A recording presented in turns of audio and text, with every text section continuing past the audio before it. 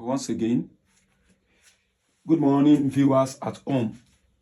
I got these questions very early this morning from a friend who is the former senior prefect boy of Atauja School of Science during my set.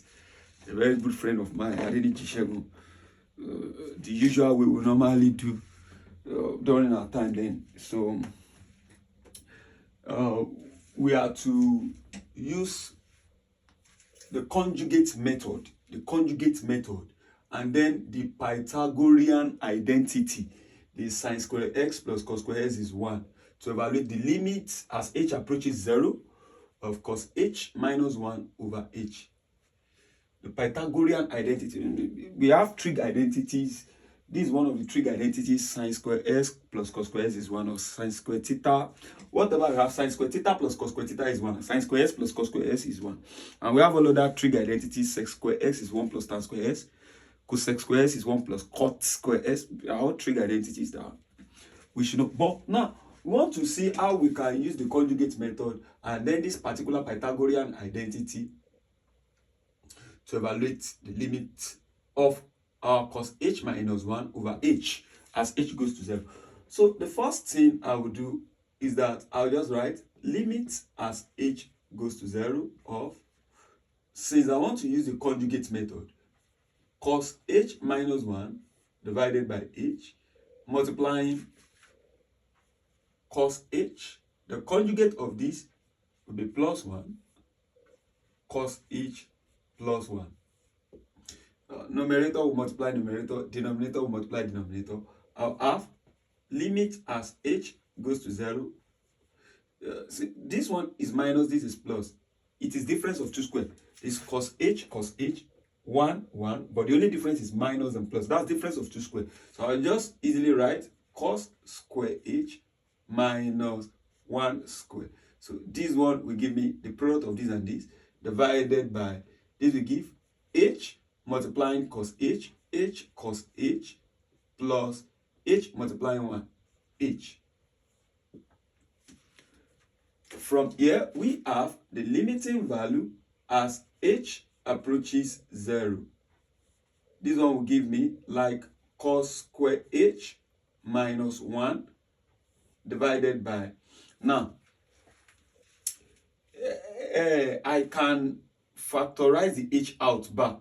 Yes, from here I can factorize the h out back. So I can have h into bracket what? Cos h plus 1. Carefully. Now, if I need to apply the Pythagorean identity, I know sine square s plus cos square s is 1. Then I can say sine square h plus cos square h is equals to 1. It means that by the time I transfer sine square h to the other side, then 1 to this side, I can have like cos square h minus 1 is minus sine square h. So instead of this cos square h minus 1, I can replace by minus sine square h. And if I have done that, I will have limiting value as h approaches 0. Now, instead of cos square h minus 1, I can put minus sine square h divided by, I have h open bracket cos h plus 1, close the bracket.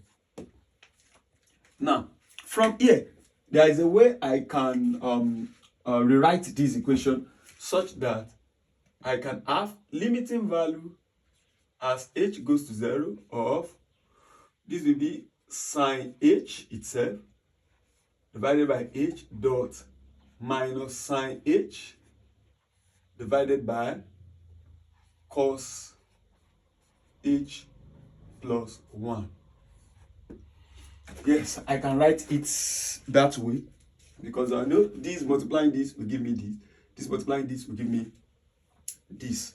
Now, from here, if I take the limiting value of sine h over h as h goes to 0 dot the limiting value as h goes to 0 of minus sine h divided by cos h plus 1.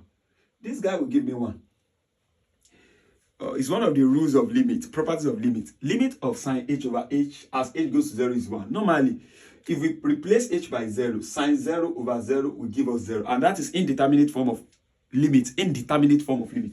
That's sine 0 over 0, 0 over 0. That's indeterminate form of limit. Well, if we apply L'Hospital's rule here, L'Hospital's rule is telling us I can easily differentiate sine h and it will give me cos h. Differentiate h, it will give me 1. So if I differentiate sine h, that's cos h.